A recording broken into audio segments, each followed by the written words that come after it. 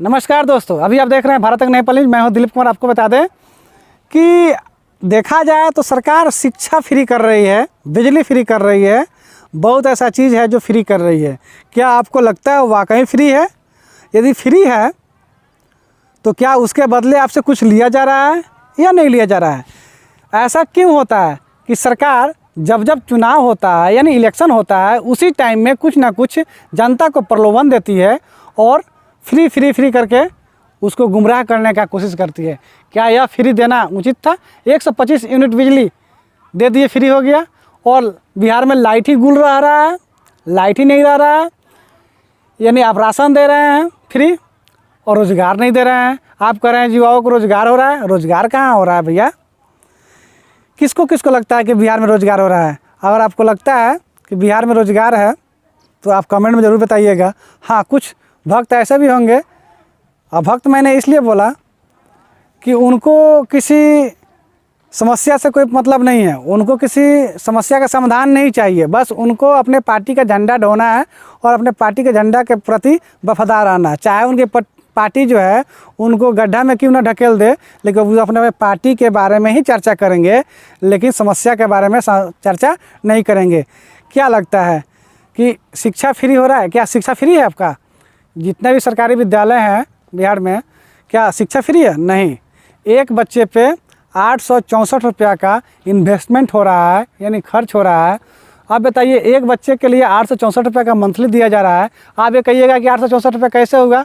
तो भैया, live cities के एक प्रोग्राम में प्रशांत किशोर ने बताया एक डाटा दे करके कि 864 रुपया एक बच्चे पे खर्च हो रहा है। 864 रुपये एक बच्चे पे खर्च हो रहा है शिक्षा के ऊपर, फिर भी उसको शिक्षा अच्छा नहीं मिल पा रहा है। इसके पीछे जानते हैं कारण क्या है?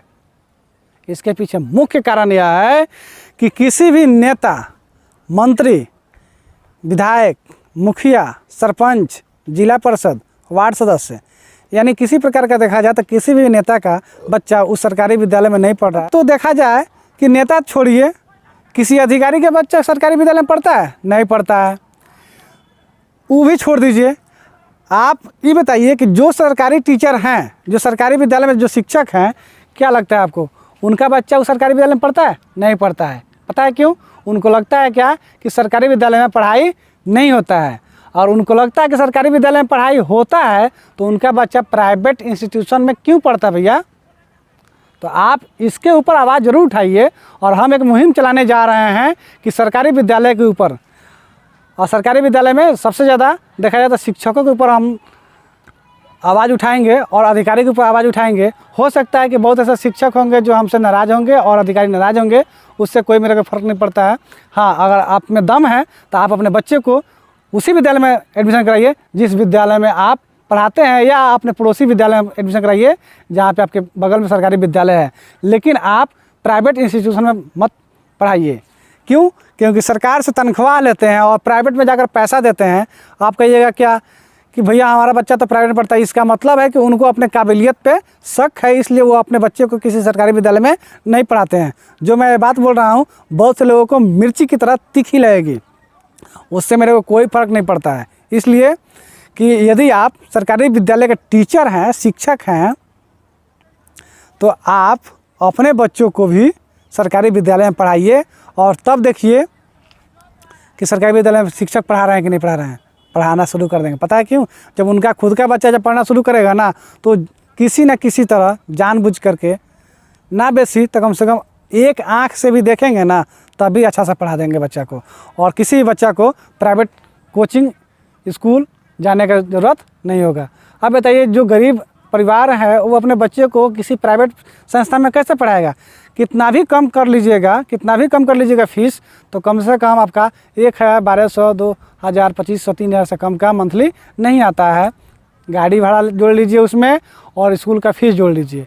अब बीच में तो मत कहिए कुछ ऐसा प्रोग्राम होगा, ये प्रोग्राम होगा, फलाना ठिकाना ढिमकाना सब चीज़ होते रहेगा, और उसके लिए पैसा लेते रहेगा। अब बताइए, गरीब परिवार जो अगर उसके घर में 2-3 बच्चा अगर हो, 10,000 का सैलरी कमाता हो, तो कैसे पढ़ेगा?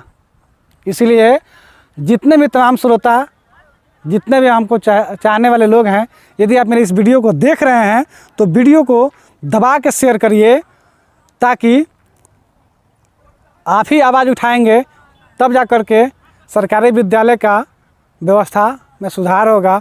और आपसे ज़रूर हम कहना चाहेंगे कि सरकार का मुफ्त चीज़ लेना छोड़ दीजिए। मुफ्त दे करके आपको 5 साल के लिए गुमराह कर रही है। हाँ, आपको लगता है कि आप किसी बात से मेरे सहमत नहीं हैं तो आप कमेंट में ज़रूर बताइएगा, उससे भी चर्चा किया जाएगा। यदि आप मेरे YouTube चैनल पर देख रहे हैं तो चैनल को सब्सक्राइब कर लीजिएगा, बेल आइकन घंटी को दबा दीजिएगा, और पेज पर देख रहे हैं तो पेज को फॉलो कर लीजिएगा, और एक बार शेयर का बटन भी दबा दीजिएगा ताकि उन लोगों के पास भी जाए जो केसरिया विधानसभा से ताल्लुकात रखते हैं और साथ में मोतिहारी लोकसभा से ताल्लुकात रखते हैं।